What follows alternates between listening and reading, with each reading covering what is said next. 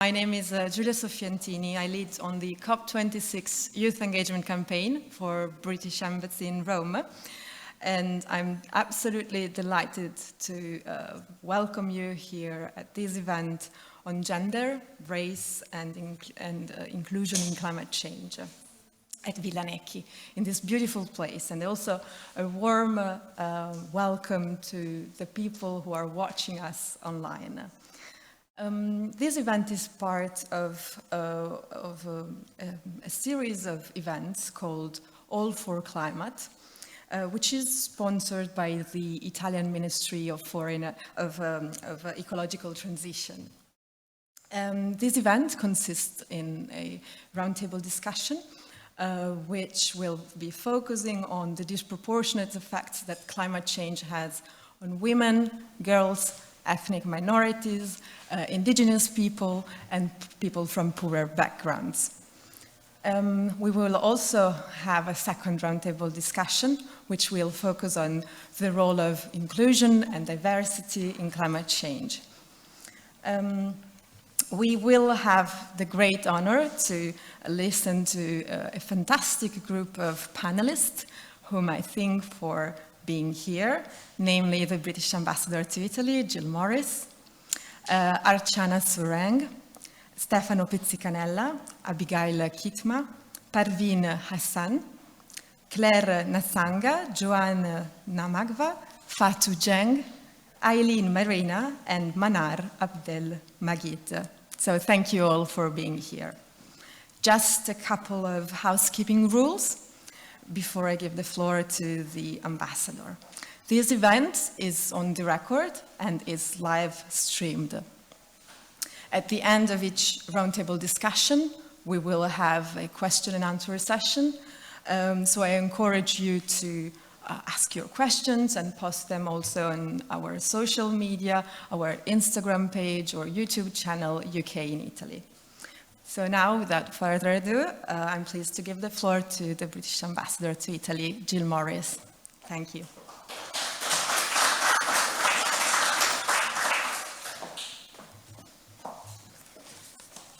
Thank you very much, Julia, for that introduction. It's a real pleasure to be here. Welcome to our guests in person, and of course to everybody who is joining us online. I just wanted to say a few words to set the context for this very important discussion today. On climate change, as we know, around the world, the economic model that we have been using for centuries has been one that's been based on the unsustainable use of our natural resources, one which destroys nature and biodiversity and has allowed polluting industries to damage our soil, our air, and our water. So not only has this system been damaging and devastating for our most precious good, nature and our planet, but it's also been making our communities more vulnerable to the impacts of climate change.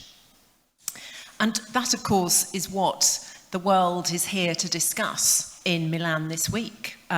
The 400 young people taking part in Youth for Climate and the pre-COP, the preparatory conference for COP26 itself. But it's also important to examine how climate change affects us, because it doesn't affect everybody in the same way. Climate change is deeply interlinked with pre-existing inequalities, with global inequality. So those that increase the exposure of disadvantaged groups to the adverse effects of climate change. Pre-existing inequalities increase the susceptibility of disadvantaged groups to damages caused by climate hazards. And it also decreases those groups' relative ability to cope with and to recover from the damages that they suffer. Now, women and young girls commonly face higher risks and greater burdens from the impacts of climate change.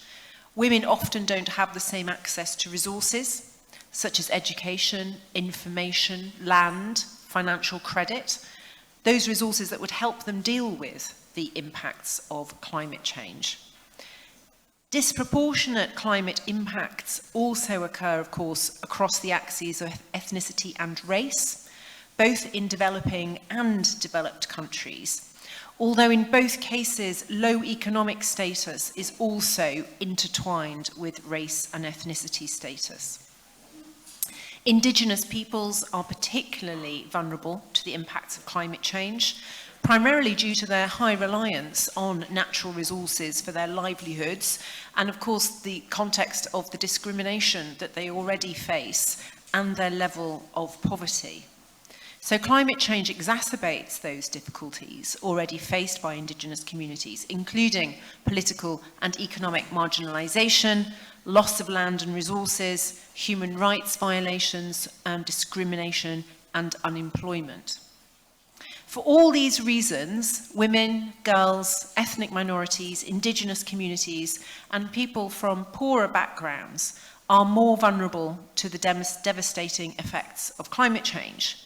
And this is why, when we take action to tackle climate change in our communities, in our countries, in our organisations, we should be mindful, conscious of the different impacts that climate change has on those communities. Now, I think a really important part of this conversation is to make sure that we are not painting these groups as victims and looking at this through the prism of victimhood. Yes, they are groups that are more disproportionately affected, but they are also the voices that we need to find the solutions to the climate crisis. They're also the actors that are crucial for the fight against the climate crisis. And their insights and experiences, as we'll hear today, are absolutely vital to find the right solutions. So we must do everything we can to involve all of those voices in the debate, as we are indeed today in our own way by creating this platform. And the UK COP presidency this year is committed to driving progress across all mandates and securing an outcome that respects and reflects the interests of all parties, including the poorest and the most marginalised communities, by working closely with civil society to amplify those voices, listen to those voices, and to deliver the most inclusive COP we have ever seen. So we've convened this group today of experts and advocates because we want to hear what challenges you are facing and how you are trying to overcome them. And I'm absolutely sure that this discussion will offer some valuable insights. Thank you very much for being part of this really interesting but also very, very important conversation. Thank you very much. E buon lavoro. Enjoy the session. Thank you. Thank you, Jill.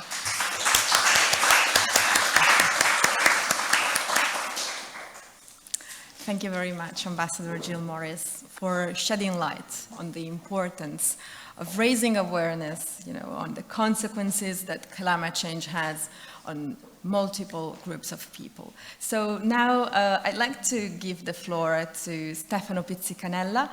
Stefano is Director General for International and General Affairs at the Department of Equal Opportunities at Presidenza del Consiglio dei Ministri, and he's also Italy's focal point for gender affairs at the UNFCCC. Welcome, Stefano. Thank you very much, Julia. Hello to everybody. Stefano, I'd like to kick off the discussion asking you the following question. So why is gender equality so central for an effective climate action, and how can we ensure that gender is at the center of adaptation and resilience plans?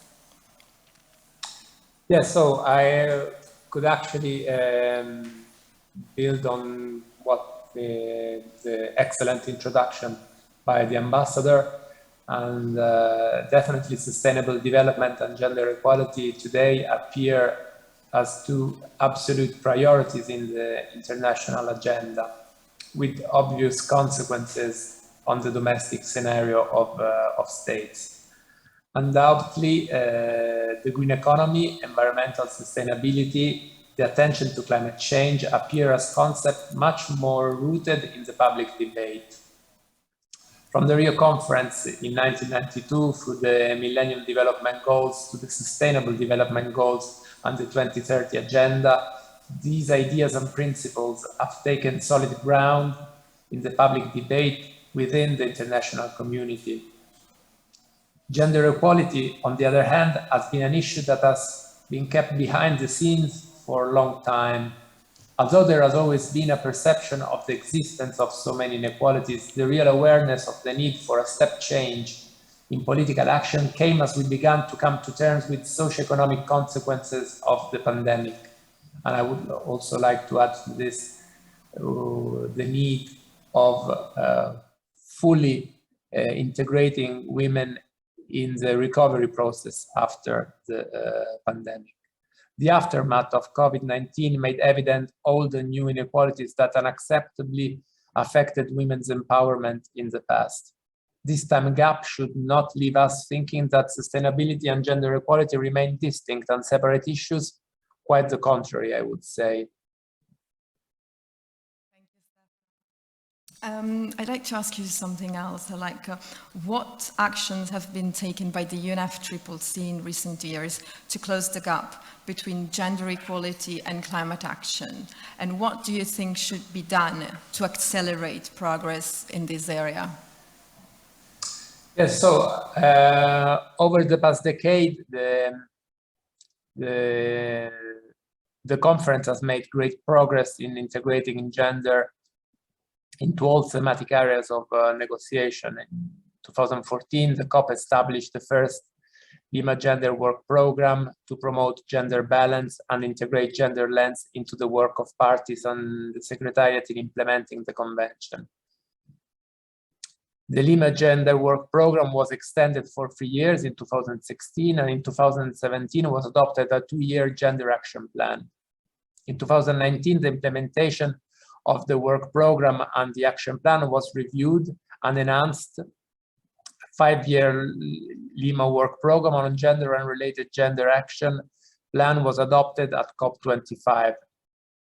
Outside these key gender-focused deliberations, actions in several thematic areas aim to improve gender equality through both policy and practice, encouraging gender balance in decision-making and gender responsiveness in the development, implementation, and monitoring of climate change policies and actions. The strengthened Gender Action Plan establishes goals and activities in 5 priority areas: capacity building, knowledge management and communication, gender balance, participation, women's leadership, coherence, gender responsive implementation and means of implementation, monitoring and reporting. These aim to advance knowledge and understanding of gender-sensitive climate action in its consistent integration into the implementation of the conference and the work of the parties, the Secretariat, UN entities, and all stakeholders at all levels, as well as the full, equal, and meaningful participation of women in the conference process. Building effective responses to climate change requires an understanding of how gender inequality affects multiple issues: access to and control of resources, institutional structures, social, cultural, formal networks, decision-making processes. Thus, the collection, presentation, and analysis of sex and gender disaggregated data are invaluable in facilitating the identification of these existing and potential inequalities and informing the manner and extent of response. Just a few days ago, the Italian Prime Minister Mario Draghi highlighted how the upcoming G20 summit in Rome will be an outstanding opportunity to address the challenges on climate and demonstrate a sense of collective responsibility. I would like also to add that the need and the call for improving the collection of gender disaggregated data has also been highlighted on the occasion of the G20 conference on women's empowerment, the first of its kind held under the G20 umbrella that the Italian presidency organized in Santa Margherita Ligure a month ago on the 26th of August. The conference on women's empowerment had a dedicated chapter on the connection between gender issues and climate change policies. And the results that are summed in a chair statement that is published on the G20 website, clearly indicate the need to integrate and call for a improved integration of women within the leadership on climate change, of course, in decision making on climate change, given the fact, as Ambassador said, that women, as other vulnerable groups, are often hit particularly by the consequences of climate change. Thank you, Stefano. Yes, obviously we cannot close one gap, namely the climate crisis, if we do not close other gaps. So clearly the gender inequalities. So thank you very much for raising this point. I'd now like to introduce you to Archana Sureng. Archana is a member of the Korea tribe in India, and she is also a member of the UN Youth Advisory Group for Climate Change. Archana, can you hear us? Yes, hi, hello everyone, I can hear you all. Hi, Archana. Archana is also a youth delegate at the Youth for Climate Summit here in Milan. So Archana, how is it going in Milan at the summit? It's been really it's been really an inspiring moment here, meeting all the young people, young delegates across the globe, working here and coming together to advocate for climate action. So it's been really an emotional, inspiring and empowering moment. That's wonderful to hear, Archana. Can you please tell us a little bit what the UN Youth Advisory Group on Climate Change is, what your role is, and why it was established? Yes. So talking about United Nations Secretary General's Youth Advisory Group on Climate Change, on July 2020, Secretary General formed this group.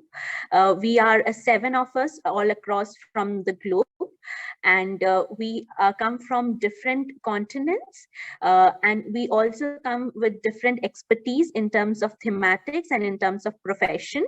So our role and job is to bring forward the voices of young people, share their concerns, share the solutions, share their key issues and problems which they are facing to Secretary General, and advise him on his climate action strategy and his 6 climate positive action, which he has brought up post COVID-19 recovery efforts for the countries to take it into consideration. And also, if we see our formation of a youth advisory group has been really, really crucial, because it also shows that the world leaders are willing to hear the young voices, not only in terms of making them an integral part of a decision-making process, but also keeping them in the advisory position and advisory roles, as we feel that it's very important also to emphasize that how we can ensure that we are participating in the decision-making processes. So we have been reaching out to different stakeholders in the UN and the world leaders across the globe, reaching out to different youth groups. We had also organized a global youth consultation last year, wherein we tried to bring forward the issues, interacting with different people in terms of indices of the countries, in terms of indigenous people, in terms of green jobs and green economy, in terms of climate finance, adaptation and resilience. And what I would like to say that it's been a really a great opportunity for us to reach out to more and more young people, wherein we are trying to emphasize more in terms of inclusive perspective and intersectional approach and intergenerational approach to make sure that our voices are being brought together to Secretary General. That's wonderful. Thank you very much, Archana. I have a second question for you. So can you please tell us how climate change increases pre-existing social and racial inequalities? So in particular among women, girls, ethnic minorities, indigenous people, and people from poorer backgrounds. Yes, so for me, if I share my own personal experience and from the region which I come from, so I would like to say that given the COVID-19 situation, I'd like to give the recent example of COVID-19. So when there was outbreak of COVID-19 in our area, we were all under the lockdown. So for us indigenous communities from our region, when there was a lockdown, it was the peak time for our forest-based livelihood, which is the major source of our income. So it is also that how we were affected by COVID, because of our major source of income was halted, a collection of the forest-based livelihood was halted. And the same time when, the restriction of the COVID were trying to weaken up and people were again trying to get back to the forest-based livelihood. At the same time, then we had cyclones, we had forest fires, we had heavy rainfalls, and which again pushed the indigenous people in the vicious circle of access to food and creating problems in terms of food security and in terms of job security and in terms of livelihood security, which also tells that how the inequalities and the access to livelihood and access to food again goes down in a vicious circle because of impact of COVID and because of impact of climate crisis also. So this is just one example, and it's not only COVID, but it's also, if we go beyond that and backward that, if I would like to say that indigenous people have been denied of resources, have not been able to access the resources, and specifically when we talk about access to resources, whether it is in terms of healthcare, whether it is in terms of livelihood opportunities, or whether it is in terms of access to education also. And when there is impacts of climate crisis like cyclones, earthquake, forest fires, we indigenous people are losing our home. We are also losing our lands. We are also losing our forest, which is again our source of our life, identity, culture, and tradition. So the loss which we are incurring because of because of climate crisis, it is again bringing us back, because if we lose our culture, if we lose our tradition, if we lose our identity, then it is very difficult for us to be again secure in terms of food safety, secure in terms to move ahead or come out of poverty. And that is why it's very important that when we look into the connection of climate crisis and deepening injustice, we are, since time and again, we have been denied of the opportunity and resources. Our lands, our forests have been taken away. And now when again it is climate crisis happening and impacts happening, again we are losing out on whatever we have. So I would also like to say that if an indigenous community is struggling for livelihood because he is living at the risk of being evicted from his place, from his forest, from his land, from which he has been protecting since ages through the traditional knowledge and practices. If he's living at the risk of displacement and land grabbing, and again, along with these risks, if he has to undergo cyclones, earthquakes, then it is again very difficult for them to come out of this vicious circle of poverty. Thank you, Archana. That was very interesting to set the scene a little bit, understand the impact that climate change has been having on indigenous people. Thank you. So I see that there are already some questions flowing in. Please, we will be answering all these questions in a couple of minutes. But before doing this, I'd like to welcome here the Director General of UNICEF, Paolo Rozzera. Paolo, if you can please come here, please.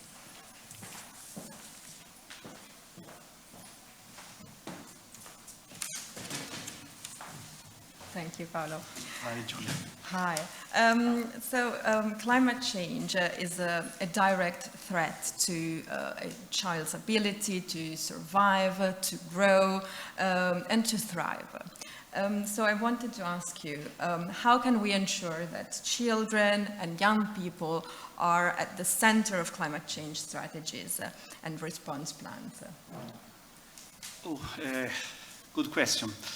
First of all, we the adults, we have to be serious, concrete, And we have to engage them. We have to involve them concretely. And in order to do this, we have to create a channel of communication with them, a two-way channel, using their instruments, using what they use every day for their life. And it have to be not only an occasion, occasionally, but something that is really part of our thinking. So it's a very big cultural operation that we have to do with ourselves, with the adults. Because often we can include the young, yes, you are the young, do this, fantastic, very good. Then after we decide. This is no more sustainable. If we have to speak about sustainability, this is no more sustainable. We have to involve them concretely and work with them. Many people use young people, use them, giving them some chance, but it is not real, it's not concrete. We have to involve them and then give consequences of their involvement, of their engagement. I'll give you one example. In UNICEF, all over the world, we have chosen to speak with the children and with young people through the mobile. Because more or less, right or wrong, in the world, every young people or children, they have a mobile, also in developing countries. And now we have created an application for mobile, YouReport, and thanks to this application, we are able to speak with them. And from the beginning, the steering committee in each country of this application is composed by young people, together with the adults, because they want to work together with us, not apart from us. And I give you also an example, concrete example. We have used this app also during the Afghanistan crisis, the last Afghanistan crisis, because in Afghanistan we have had a crisis for many years. And during those days, very difficult, very, something many times we were not able to understand very well what was the situation. UNICEF asked through this app to more than, and we reached more or less 100,000 of young people in Afghanistan, and of these 10,000 were young girls. What do you want now? What do you need now?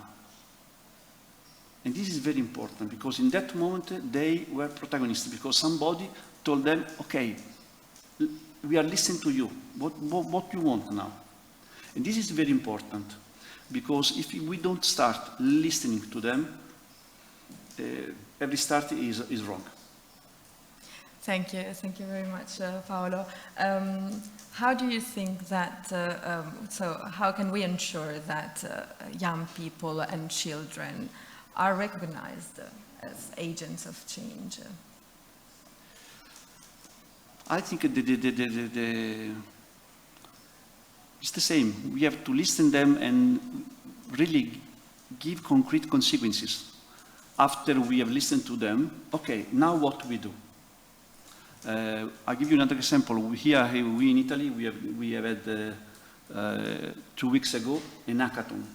There was a moment in which young people was organizing an hackathon with online instruments to understand a climate problem, pollution problem in Italy.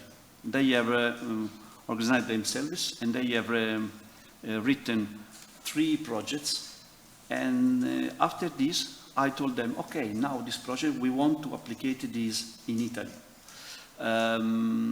It's difficult for the adults really involve them. And so we have to do some important paths to do this, some important step. I'll give you another example. We have decided in UNICEF Italy, every year we write a joint strategic plan.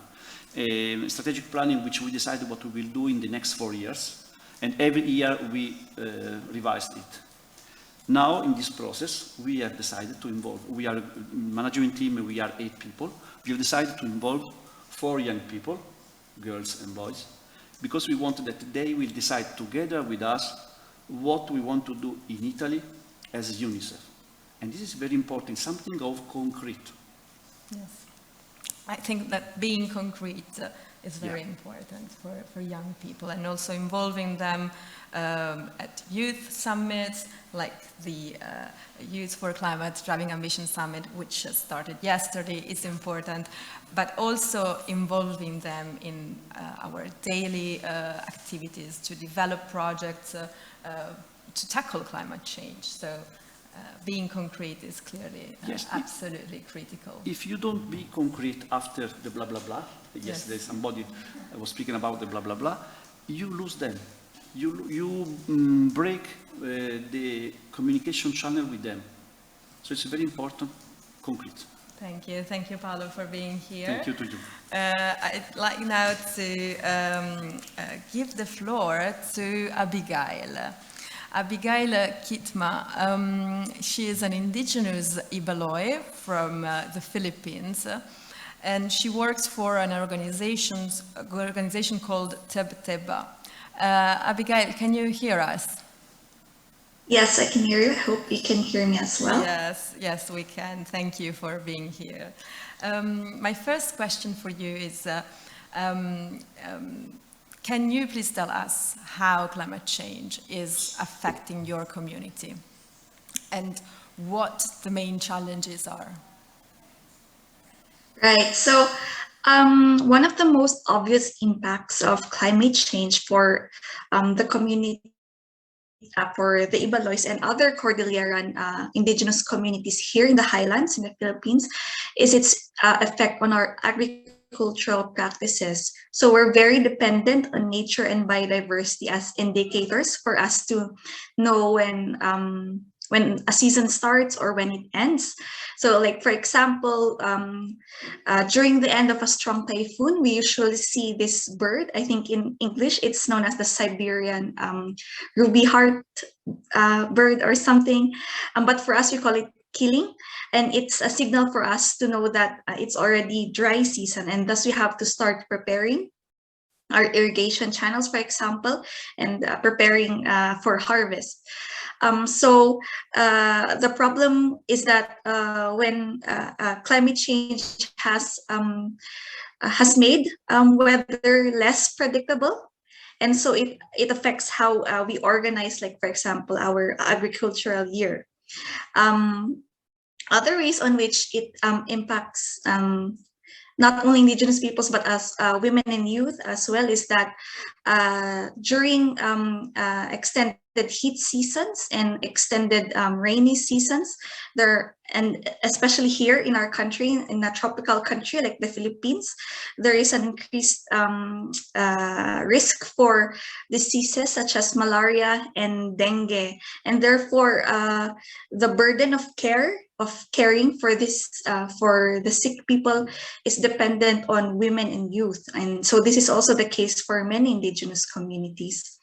Another impact that has to be noted is that during disaster situations, women, children, and youth are actually made more disadvantaged and are more disadvantaged and are there's an increased susceptibility for violence against women, children, and youth during these cases. But I'd also like to share that despite this, actually many indigenous communities have been models on how to address climate change and even the current COVID-19 situation. So for example, our communities here in the Cordilleras, we have been described as models for how we were able to maintain our food systems and how we were actually able to supply other communities, even urban centers, of food, despite despite problems during the COVID-19 pandemic. So these are some of the challenges that we face in relation to climate change impacts, and as well as problems at the biodiversity crisis. Thank you, Abigail. Can you please tell us a little bit how you're trying to unite indigenous people's rights with climate justice at your organization? Okay, so I think I mentioned earlier that some indigenous communities have been models, right, for addressing some issues in relation to climate change, biodiversity, and that's because of our indigenous knowledge systems and practices. And I think it's a segue to the issue of climate justice because while there's an appreciation of our knowledge, there's also a need to protect the people and the communities that foster and cultivate this knowledge that helps in addressing the climate and the biodiversity crisis. So indigenous people's rights go hand in hand with the fight for climate justice. And it's not actually only our rights, but it's actually, we consider it our responsibility and our duty to protect our forests, our homes, our farms, our rivers that have been passed on to us by our ancestors for us to steward. And so it relates to climate justice because we have to explain that there is injustice for indigenous peoples in this situation of climate change. So, for example, there is injustice when, as frontliners of biodiversity, indigenous communities are more disadvantaged because of the climate change impacts, despite contributing least to it.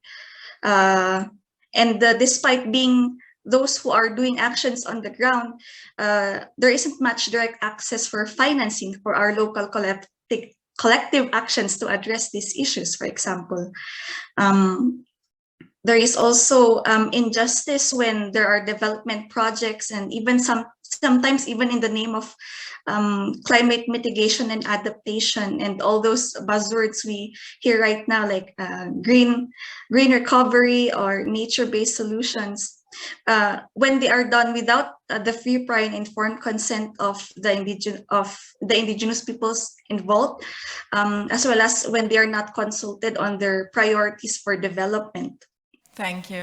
Furthermore, there are even yes, please. Furthermore, there are even cases of indigenous environmental and human rights defenders who are even criminalized and killed. So, and for youth, it's very important that we safeguard our current state. We safeguard our future by protecting our the nature now. So as what we do in Tabtaba and other indigenous peoples organizations and civil society also do this as well, is that we lobby for the protection and respect of rights in different political arenas from local to global, ensuring that fighting for a seat for indigenous peoples to voice their concerns in these issues and to support as well indigenous peoples to meaningfully engage in these processes. So thank you for taking a bit long, but yeah. No problem. Thank you so much. It has been very interesting listening to you. Now I'd like to open the floor for some questions and answers. Please feel free to ask your questions, and then we'll start the second panel, which will focus on diversity and inclusion in climate change. So please, is there anyone who would like to ask a question from the audience here or online? Please.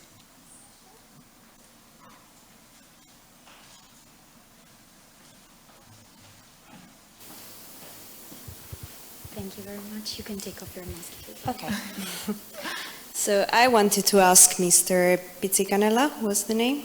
Yes. How can adapting and building resilience to climate change help reduce inequalities and so help also our communities?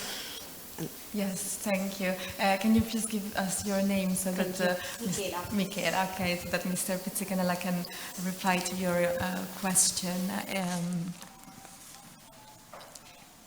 Stefano, can you hear us?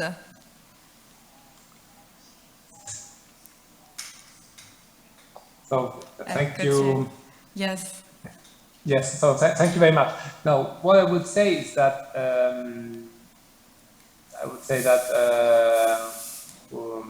women, of course, are of the world, of the human force of the world, so they can play a key role in research and shaping policy responses and effective measures against climate change. Their broader inclusion and effective adoption of a gender lens in environmental protection dynamics become key features, I would say. First of all, adopting a gendered approach allows for an in-depth recognition of people's different needs, because it enables us to reason about actions that are better designed because of the diversity that is in this way included in the decision-making process. After all, if women are part of decisions on climate change, we have a more comprehensive understanding of the community needs. This implies that promoting gender equality must be an explicit goal and at the outset of any project or policy action, because otherwise it would not only ignore the differences between the vulnerabilities and capacities of men and women, but would run the risk of perpetuating gender inequalities. A gender-sensitive approach contributes to a positive loop of institutional, systemic, and human resource capacity building, and generates more equitable decision-making in the provision of and access to means and implementation tools for mitigation of adaptation actions. So I would say that as also in other fields, the inclusion of women in leadership, in the leadership of the processes that are related to climate change is fundamental, is key to include their perspective and enhance the capacity of getting the right course of action. Stefano, for your answer. I have another question for Archana.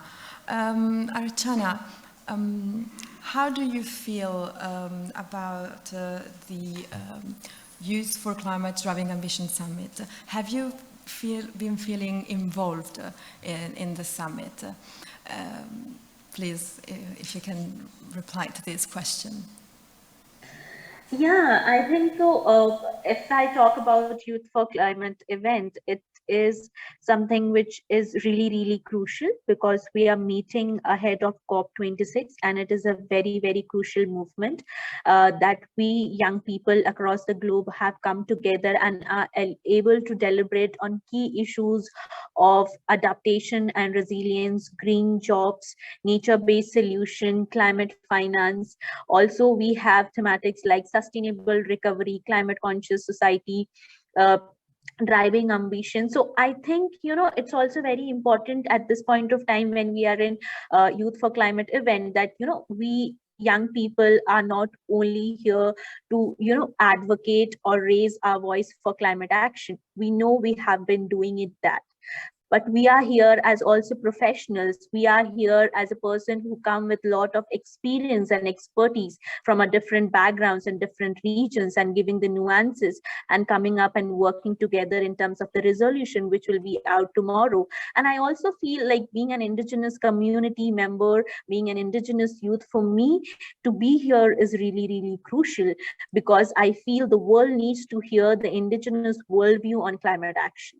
The world need to listen and make indigenous people an integral part of the decision-making process of climate action. And I'm happy that the IPCC report has also very explicitly emphasized on the need of rights recognition of indigenous people over the land, forest, and territories. And as an indigenous youth, I am also very happy that this perspective is also being highlighted and flagged off and also raised by the indigenous youth delegates, those who have here, because I feel for us indigenous youth, at least we have key important things which is very, very crucial for us. It's like rights recognition of our indigenous territories, rights recognition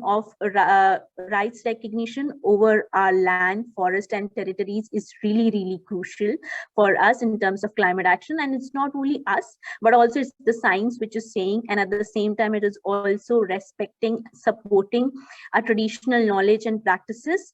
And it's also very important to ensure that there is more and more meaningful leadership of indigenous youth, and which I'm happy that there are indigenous youth, those who have come here and emphasizing on it. And at the end of the day, I also feel that Youth for Climate event here is also a way where we see that it's a feeling of solidarity, it's a feeling of inclusivity, where we all are meeting each other, saying a perspective and trying to include all the perspective. And I feel it's also the moment of power, as in, empowering. It is an empowering moment to understand and feel that, what I'm facing in my country is not different from the communities or young people, those who are facing in different countries.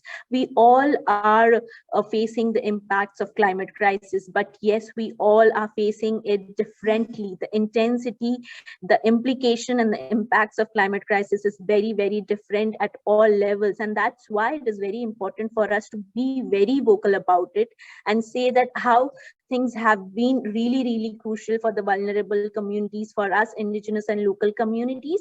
And also at the end, I would like to say that for us indigenous and local communities, it is we who have been guarding the nature and the forest since ages through our ancestors, and we are the least contributors to climate crisis, but we are the most affected communities in terms of climate crisis, which again is like really needs to be emphasized when we are talking about climate action and climate justice. And at the same time, it is also very, very crucial to ensure that when we are talking about climate justice, it is very important to ensure safe and enabling spaces for young people, because we indigenous people and young people are still facing gross human rights violation and systematic racism. So I think it is very important for us to come together and call out the systematic racism against indigenous people and the gross human rights violation on them, and also ensure that we all are having a safe and enabling spaces to speak ourselves and also make our voices heard. And yes, we are here raising our issues, we are speaking up, which is really a good opportunity. But yes, again, I urge all the world leaders to act on it, because we really, really need a climate action right now. It's not also mere listening, but it is listen and act and involve us. Thank you. Thank you, Archana. Thank you so much. So now I'd like to kick off the discussion around the importance of inclusion and diversity in climate change. So I'd like to introduce you to Parveen Hassan. Parveen is Diversity and Inclusion Lead at COP26 unit. Parveen, thank you for being here with us today. Can you hear us? Yes, I can. Thank you so much for the invitation. Hi. Parveen, why is inclusivity a key element of COP26? Well, first of all, thank you, UK and Italy, for organising this seminar. It's come at a crucial time. Thank you so much. The UK is committed to delivering an ambitious, all-of-society and inclusive COP26. We know that approaching our presidency in a fair, inclusive and balanced way will lead to the most sustainable outcomes. We will champion inclusivity throughout our COP presidency and use our position to empower and amplify the voices of those whose views are often marginalised, addressing their needs and priorities in the run-up to and at COP26. We want to work with youth and civil society to amplify and learn from with their voices and those most affected by climate change, to inspire governments to increase the ambition and work with us to deliver a true all-of-society and inclusive COP. Existing inequalities exacerbate the impacts of climate change for individuals and communities, limiting their resilience whilst constraining their options to act.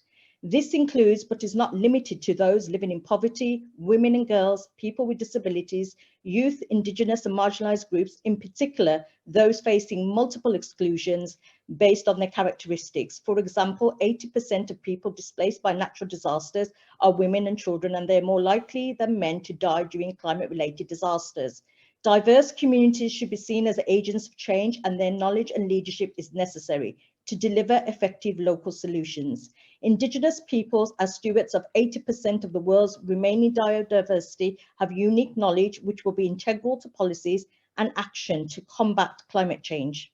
The voice of young people around the world is equally a powerful catalyst for change.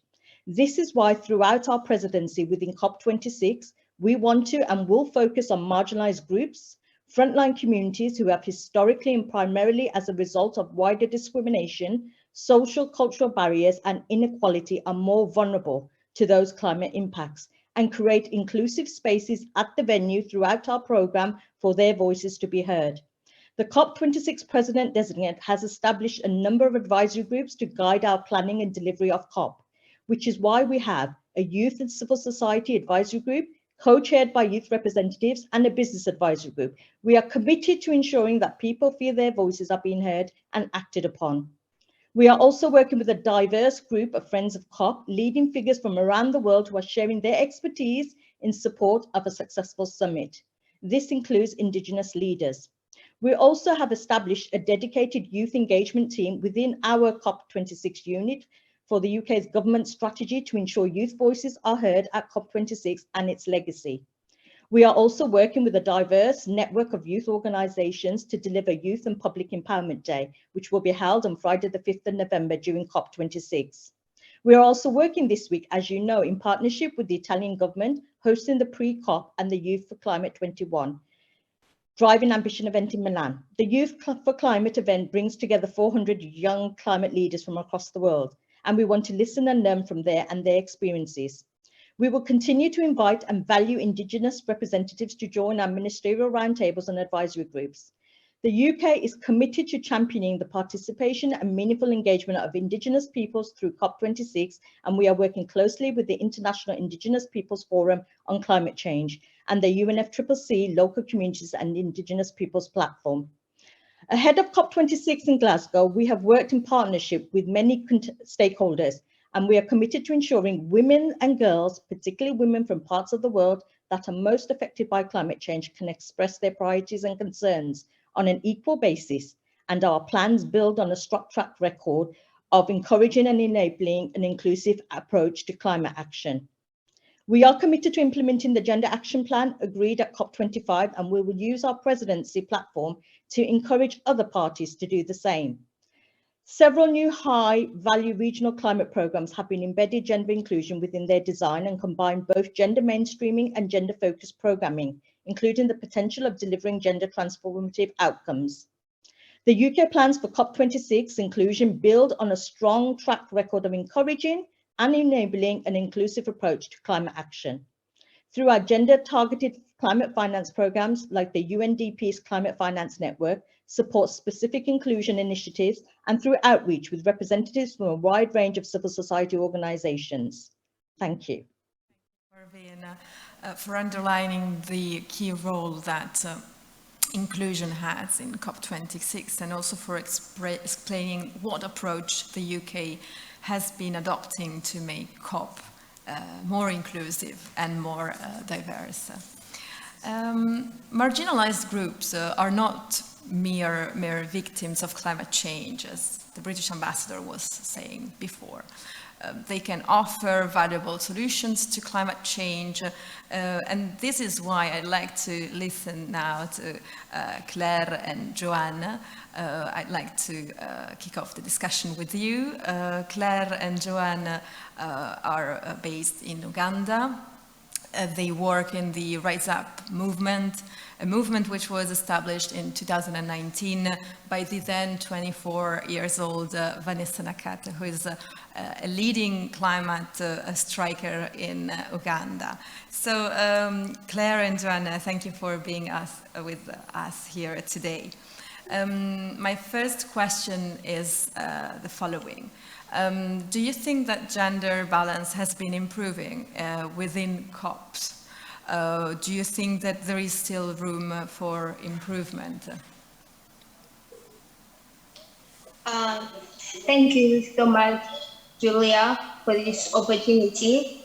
Well, we think that gender balance there's an improvement from how it was. There are many climate activists, many women and girls who are taking part in COP, as well as men. There is kind of a balance, but then when it comes to the leaders, there is kind of an imbalance. The leaders that attend COP, the male leaders are more than the female leaders. So maybe we could work on that. But as for the activists, we are seeing representation of both the females and the males, which is empowering. Thank you. Thank you very much. My second question is, how are you trying to combine women's and young people's rights with climate justice at your organization?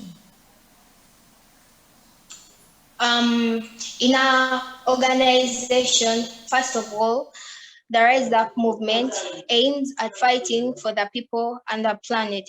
And as the Rise Up movement, we realize that climate change disproportionately affects different people in various ways across the world. We may be facing the same storm of the climate crisis, but we are definitely in different boats. So in this case, if it comes to the women and the young people, the Rise Up movement has created unity between climate justice and the women and young people through the various ways.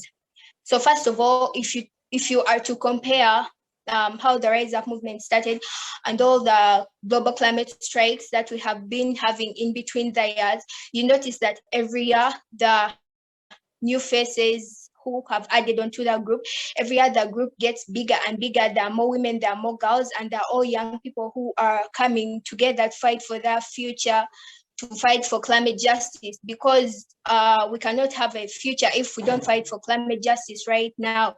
We are seeing how the impacts are going to affect our futures, and we all need a future. So every year there's inclusion of various activists from all over, and now as we speak, the Rise Up movement has gotten bigger.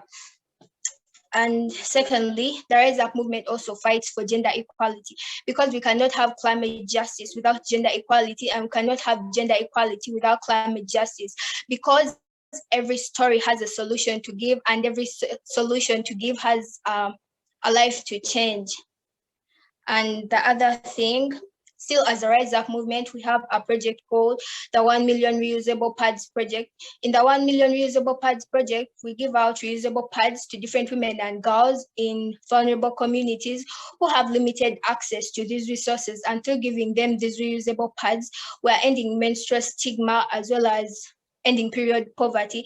And not only are we doing that, fighting for the women and girls, but we are also fighting for the planet, because reusable pads, unlike disposable pads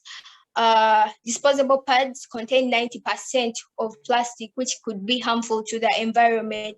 So reuse of pads could be a sustainable way of use of these resources for us as women, and it could prevent harming of the environment because of these plastics in the disposable pads.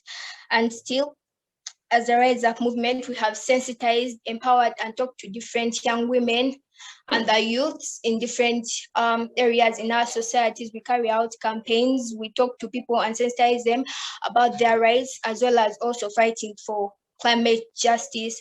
You notice in most of Vanessa Nakate's speeches, she advocates for education of the girl child to help solve this crisis that we are in, and also family planning, because family planning was listed as number 5 by the project Drawdown as the most impactful ways to reduce greenhouse emissions. Still, as a Rise Up movement, we carry out various campaigns, which I won't mention all, but I can mention one, which is tree planting, where we go to different schools and we carry out tree planting. We get involved with the young people, the children, and also the women and girls. And recently we had a tree planting campaign in Gayaza School in Uganda, and at the end of the tree planting campaign, we talked to them and we shared knowledge with them about the importance of climate justice and gave them a token of appreciation to encourage them to keep on taking care of the environment and to also help them maybe get something that they really need at that time.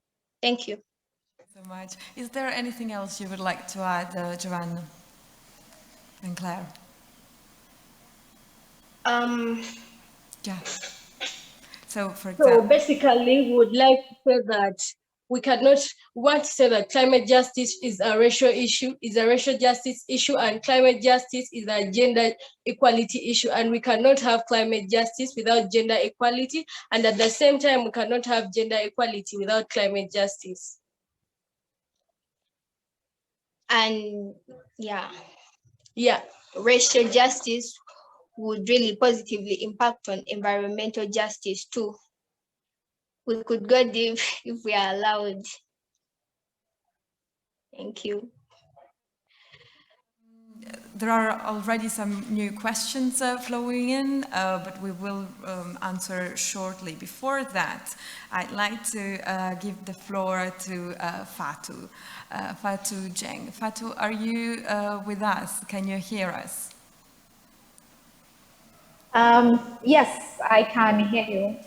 Thank you very much. Hi, it's a pleasure having you here with us. Fatou Jeng is a climate activist.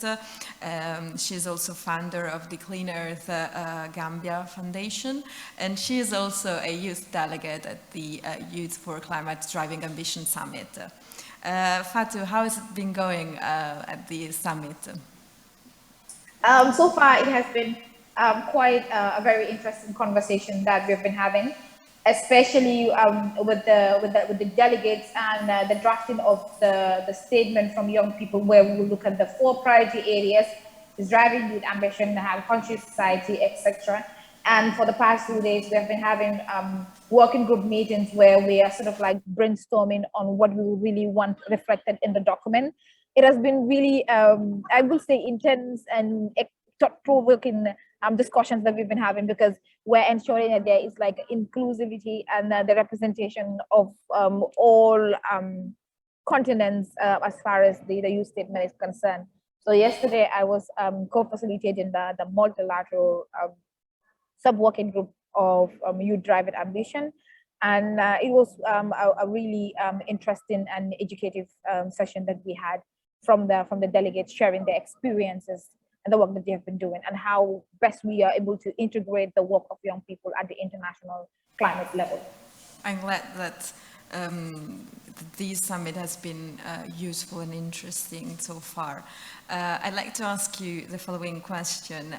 Can you please tell us what prompted you to fund this organization, the Clean Earth Gambia, what its mission is, and what you do to build resilience within local communities? Thank you very much. So I have been into climate change activism for like the past 6 years at the national level and the international level, especially with Yongo, which is like the official youth constituency of the UNFCCC. So I have been leading the Gender and Women Working Group, where we have been ensuring that there is participation of young people in climate-related processes. And at the national level, I have been doing a lot of advocacy, especially working with women farmers and young people, especially on gender and climate education and action for climate empowerment. So 3 years ago, I came up with the idea of establishing a youth-led, a youth-focused organization, because I was seeing the impact that my work was having, because of how it was inspiring a lot of other young people to join the climate activism movement in the Gambia, given how Gambia is really vulnerable to a lot of climate change problems. So I established it, and it was formed with a group of other young climate enthusiasts who were actually already in the field and really want to give more to our societies. And so far, our work has focused on gender and climate change, youth and climate change, which more or less is focused on action for climate empowerment and conservation work. We've been able to work with women farmers in the Gambia, because obviously we all know how women are really vulnerable to the climate crisis and how we've been disproportionately affected. And in the Gambia, so it's not an exception, because our women engage in agriculture and horticultural activities. And over the years, they have been facing challenges with land degradation, encroachment of their lands by corporation, etc. So we've been working with women farmers to support and building their capacities, as well as ensure that their land rights are protected. Just a few months ago, we were working with the young people of Gunjur, because women farmers in Gunjur were at the risk of losing their farmlands by a fiscal corporation. So we actually had to work with the young people of Gunjur to ensure that this was not going to happen, by engaging with our leaders, and also sort of like took the matter to court. Also, we have been doing a lot of climate change awareness activities, especially in schools, because we still don't have environmental education incorporated in our basic education curriculum. And in our organization, we believe in what we call catching them sort of like at a young age, to ensure that young people get to know about the climate crisis at a very young age, instead of when we could get to an older age. So we have been doing a lot of capacity building trainings with Plan for the Planet International in schools, to ensure that young people know about climate change and how they could engage in climate change advocacy, among others. We've also been working with other partners, such as the Banjul City Council, as well as other organizations, in planting thousands of trees, especially in coastal zones in the Gambia, because the Gambia is vulnerable to sea level rise. And scientists have said that if the Gambia is sort of if we have 1 meter sea level, there is going to be the city is going to be inundated. So we have been planting a lot of trees along the coastal zones in the Gambia, and embarked on a lot of community outreach exercises, among other engagements that we've been doing at Cleaner Gambia, to ensure that there is more work or more action as far as climate action is concerned in our communities. Thank you, Fatu.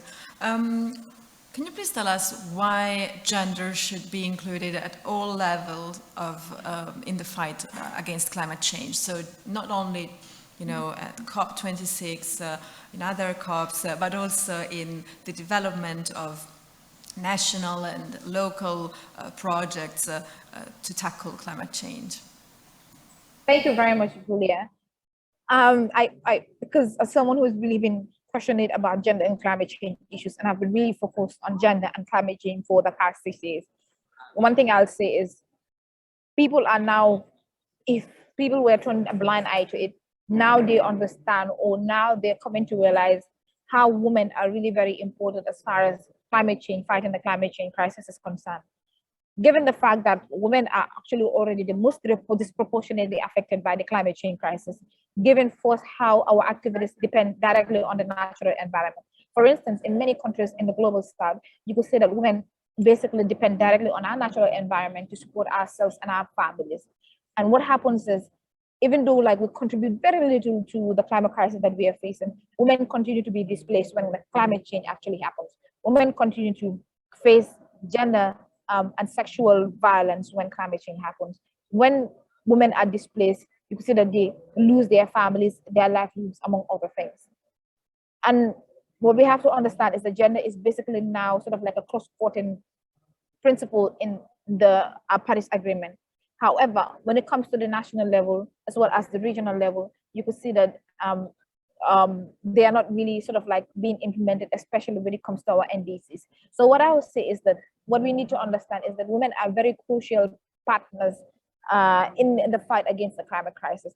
And if we are making policies that are not sort of protecting women in ensuring that the climate crisis doesn't continue to disproportionately affect them, then we are going to have a really, really big problem in ensuring that we reach our target in sort of mitigating and adapting to the climate crisis.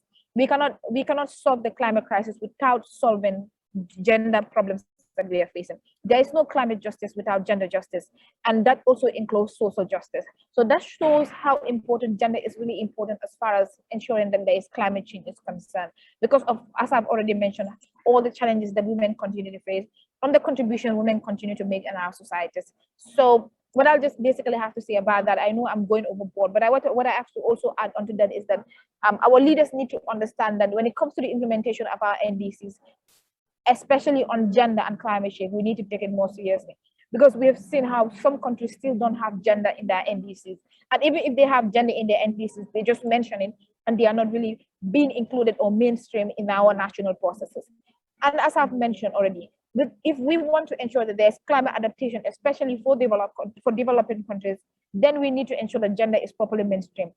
From the capacity building, from the from the funding that is financing climate gender related projects, and also ensuring that when it comes to the decision making process, especially with the design, the planning, and the implementation of our NDCs, like we need to have like gender is basically included. Also, when it comes to the participation of women in our local and national and international level, there has been a lot of shortage in it, because over the years we have seen not only at the UNFCCC level, but also at our national level, how we have always had a lack of proper representation of women in these processes that we are having. And I've also, as I've also already mentioned, we need to ensure that we take gender issues very seriously, because women really protect our environment. And even though we're protecting our environment, we continue to be very, very significantly affected. And as I've also mentioned, we cannot solve climate change if we honestly do not solve the gender-related problems that we are facing within our continent and beyond. Absolutely, thank you, Fatu. At this point, I'd like to welcome Eileen Mairina. Eileen, can you hear us? Hi, Julia. Yes, I can hear you. Very well. Hi, Eileen Marina is an indigenous Mezquito from Nicaragua and is a member of the Indigenous People Major Group for Sustainable Development. Thank you again for being with us here today. Eileen, from today's discussion, we understood that inclusivity is a key element in the fight against climate change. So, as a member of the Indigenous Peoples Major Group for Sustainable Development, I wanted to ask you the following question. What do you think the UK presidency should do to make COP26 more inclusive and diverse and to amplify the voices of Indigenous people? Thank you, Julia, for your question, and thank you for inviting me to this session today. As Ambassador Jill said at the beginning of the session, we Indigenous people also hope that this COP will be highly participatory, and especially that will help amplify the voices of the most affected by the climate change. Indigenous people consider that amplifier our voices can be achieved not only with space where we can discuss and share our process and our vision of solution in adaptation and mitigation to climate change. As the Indigenous People Pavilion, I think that is a really good space. But let's imagine another kind of Indigenous People Pavilion in the COP, a more holistic Indigenous People Pavilion, where the discussion transcends that discussion that we already have between Indigenous people, that we have with other allies. It will be interesting if the presidencies of the COP of the UK will facilitate a more fluid space for dialogue between Indigenous people representatives and those decision makers in our countries. A space for a collective constructions as peers so that the state parties learn from our vision, understand our ideas, and the process that we are doing in our lands and territories. And that this example, this action that we are doing can be reflected in the agreement of the COP. And then I think it will be a more robust result after the COP. I think previous panelists already raised that our livelihoods have been undermined by climate change, but also policies and action that do not include us in address climate change. We're being left out of the action and negotiation to address all these issues. And many of the action that we see solution will be in our lands and in our territory. So it's necessary to be part of the decision-making process, and that the actual parties can understand how we see this process and the solution. Another point that I think it will be very interesting to see in the COP, and it will be good to have it this year, is to have an Indigenous People Day at the COP. with the idea that we can not only share our culture, but also show all these achievements, all our experience and innovation that we are implementing on our territories. There's a lot of innovation. Normally people think about indigenous people culture like static, but there is a lot of innovation of indigenous people youth are bringing to the climate solution right now. So that will be very interesting to have. To see our knowledge system and how these knowledge systems are contributed to tackle climate change. Thank you, Julie. Thank you so much for being so frank and practical. We really need this kind of conversations in order to make COP in general, not just COP26, any COP more inclusive and diverse, because we need everyone on board in the fight against climate change. So even other minorities, including indigenous people. So thank you so much. I'd like now to give the floor to Manar Abdelmajid. Manar, can you hear us?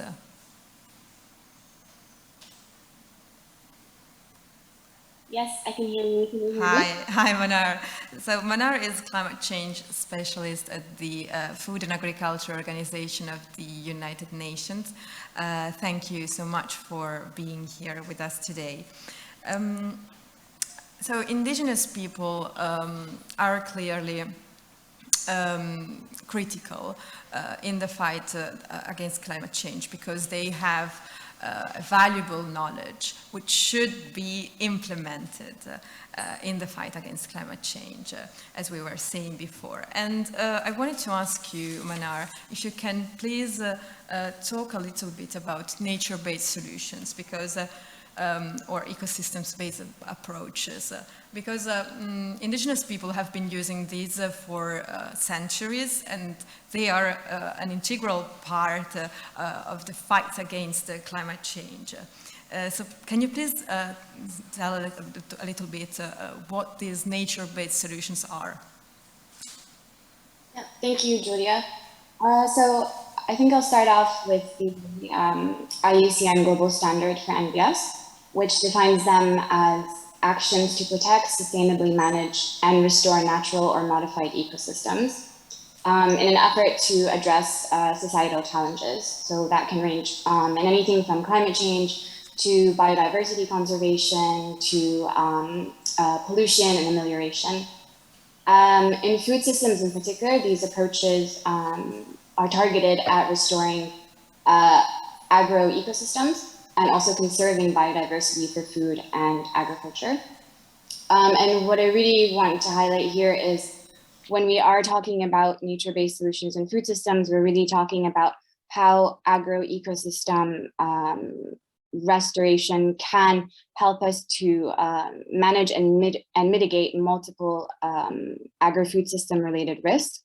So the World Economic Forum 2021 global report on risks in terms of likelihood and impact over the next 5 to 10 years, we know that 5 of those top global risks can be linked to food systems. So this includes extreme weather, climate action failure, human environmental damage, infectious disease, and biodiversity loss. We also know that highly degraded and less biodiverse landscapes and seascapes are more vulnerable to the impacts of a warming climate. So what we do know is that if we do invest in the restoration of our landscapes and seascapes, we can more effectively address our biodiversity, climate change, and economic crises. So here what we're really talking about is 1, protecting ecosystems that are still in good shape. 2 is halting degradation where it is occurring. And 3, because we've already destroyed quite a bit, it's reversing this degradation in many places. And for the agriculture sector, NBS encompass regenerative agricultural practices, forest restoration, as well as sustainable management of aquatic ecosystems. Thank you, Manar. Can you please Tell us a little bit how nature-based solutions can be used to become more resilient, so to make our communities more resilient to climate change. Give us some examples. So we do know that over half of our global GDP is dependent on nature. So in this sense, our health and well-being is dependent on that of our natural capital. And because I'm from FAO, but for food systems in particular, when we talk about NBS, we're talking about approaches that can be optimized and synergized to target restoration and sustainable management and conservation of this capital, which we need to buffer agricultural livelihoods against climatic and non-climatic risks, and also to support the adaptation of livelihoods and communities that are dependent on this natural capital. We also want to be able to ensure longer term production of nutritious and affordable food.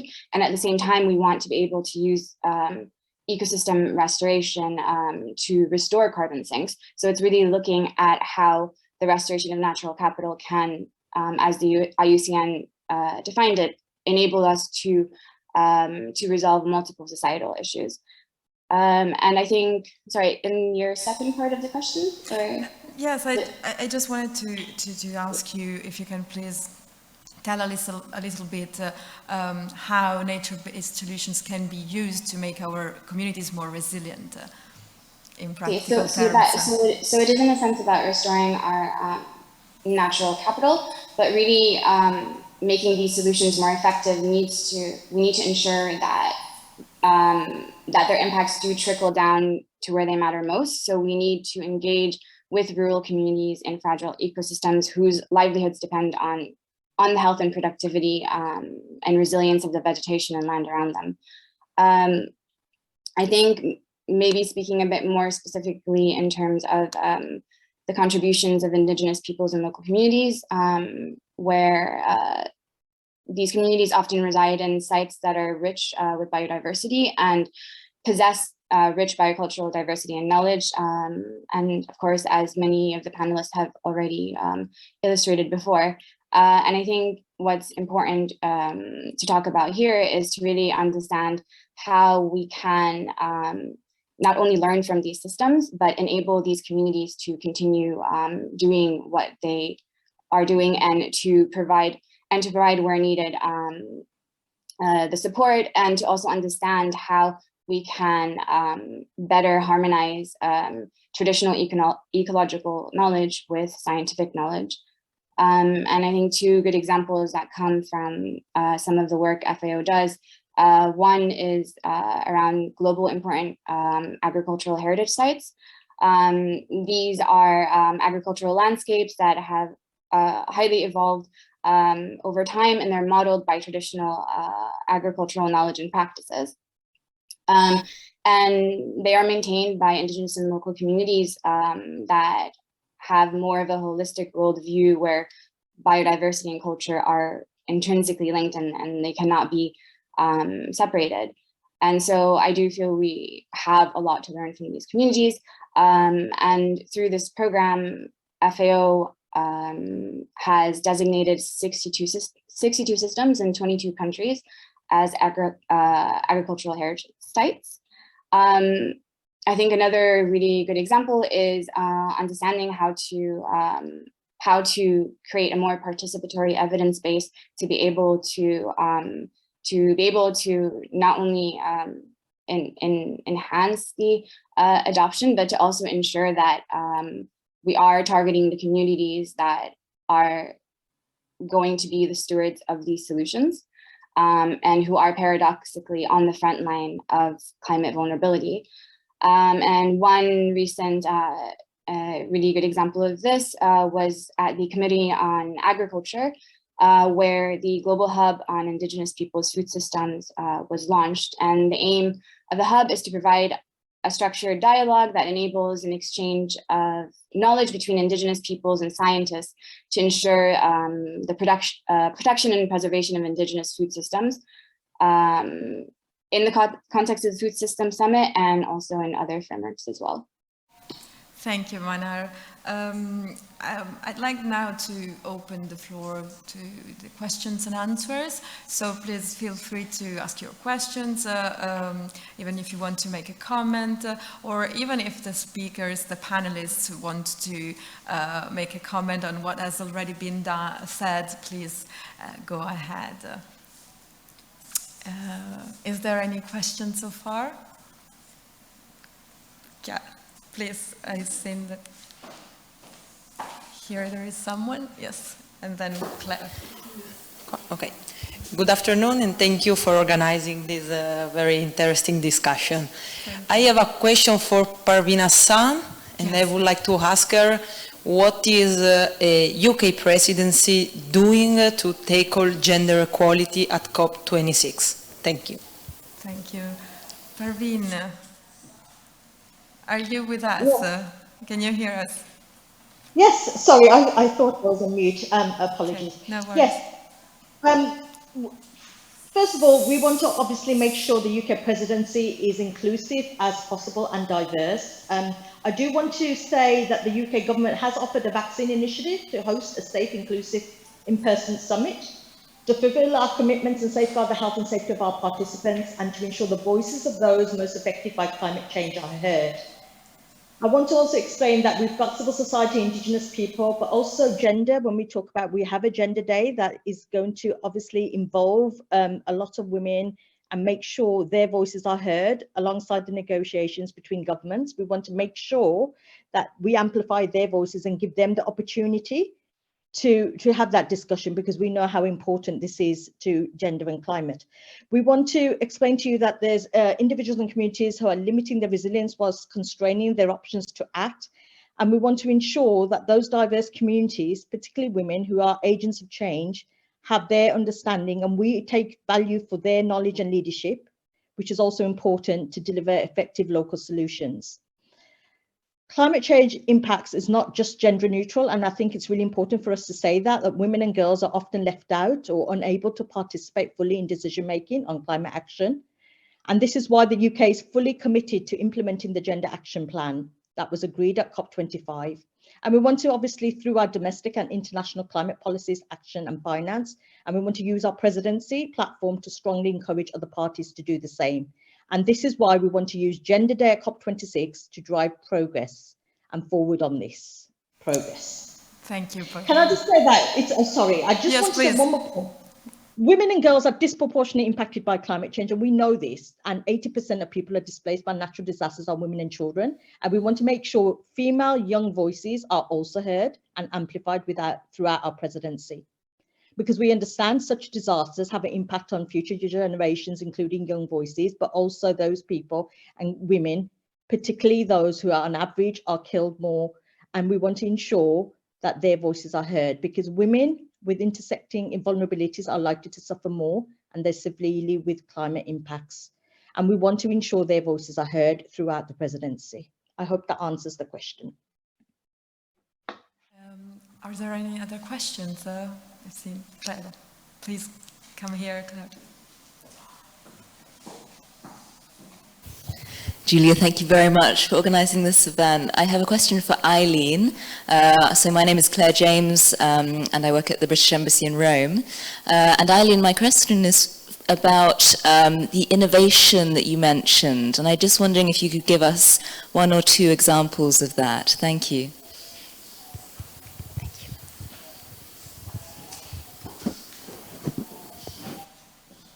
Thank you for your question. Yes, we have seen, I think this actual situation during the pandemic have shown how the indigenous youth have other ideas and innovation. I think we have, there is a lot of examples. Just want to raise this one in the Andean region in South America. There is a group of indigenous people, youth indigenous people, who were developing alcohol from the potatoes, because in this area it's difficult to have water to wash the hands constantly, and it was a necessary issue. So this group of indigenous make this innovation that it was based on traditional knowledge that they learned from their elders. Other issue that we have seen in other communities, also in Colombia, is that there's a lot of waste that came to the seashores in some communities, and indigenous people have, youth indigenous people have been made with this plastic bag that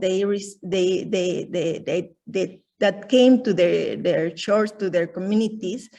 They have a specific way to do the fabric. So they using this way to do the fabric, but they're using with this plastic waste that they receive from the sea.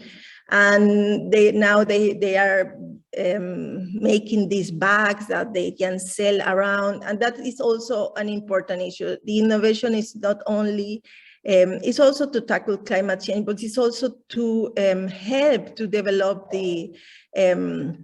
or secure the economic of the communities.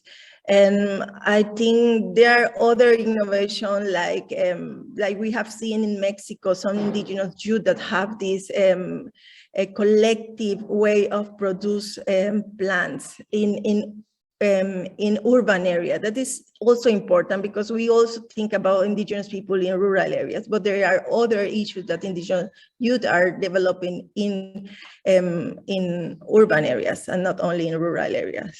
That's some of the examples, but there is a lot around the globe. Thank you. Thank you, Eileen, again, for being very practical and concrete. Thank you. I think we've arrived at the end of this event. I'd like to thank you, everyone, the panelists, the audience, both in person and online, for being here with us today and talking about gender, race, and inclusion in climate change. From today's discussion, we understood that climate change does not affect all of us in the same way. There are people, women, ethnic minorities, girls, indigenous people who are more vulnerable to the impacts of climate change. And this increased vulnerability is rarely due to a single cause. It is rather a product of intersecting pre-existing social inequalities. This is why when we take action to tackle climate change in our communities, in our countries, in our organizations, we should be mindful of the different impacts that climate change has on people.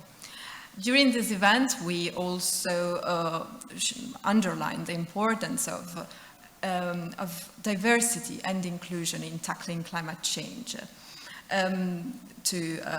Not only at COP levels, but also at local, national levels in developing plans to mitigate climate change and adapt to climate change. So, to conclude from today's conversation, we understood that we cannot close one gap, namely the climate crisis, without closing other gaps, like the racial inequalities, the gender inequalities, because as the famous African-American civil rights activist Audre Lorde once said, there is no such thing as a single issue struggle because we simply do not live in single issue lives.